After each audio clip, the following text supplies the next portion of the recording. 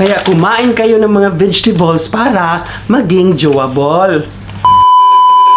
Whenever I see girls and boys, ang Pasko ay kay saya.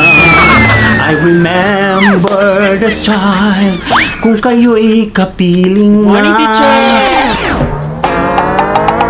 Sit down, please. Good morning, everyone. So our lesson for today is all about verb. Okay, so when you say verb, it is an action word. Words that indicates physical actions. It is also a word that indicates mental actions like pag-iisip. That is also a verb. So these are the examples of the verbs. So first we have run. Kaya ikaw, bilisan mo nang magtakbo-takbo dyan at huwag kang magbagal-bagalan dyan. Ay baka sakaling maabutan mo pa siya. Kaya kayo, huwag na kayong magbagal-bagalan dyan at simulan nyo ng pagtakbo dahil baka sakaling maabutan nyo pa siya. Simulan nyo ng pagtakbo dahil baka sakaling maabutan nyo pa siya. Walk. Always remember, student, the hardest walk is walking alone, but it is also make you stronger.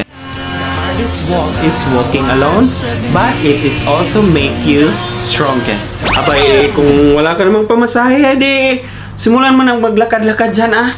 Pilitin mo yung sarili mo, wala ka namang pamasahe, di maglakad-lakad ka dyan hanggang sa makaabot ka kung saan ka man pupunta. Jump!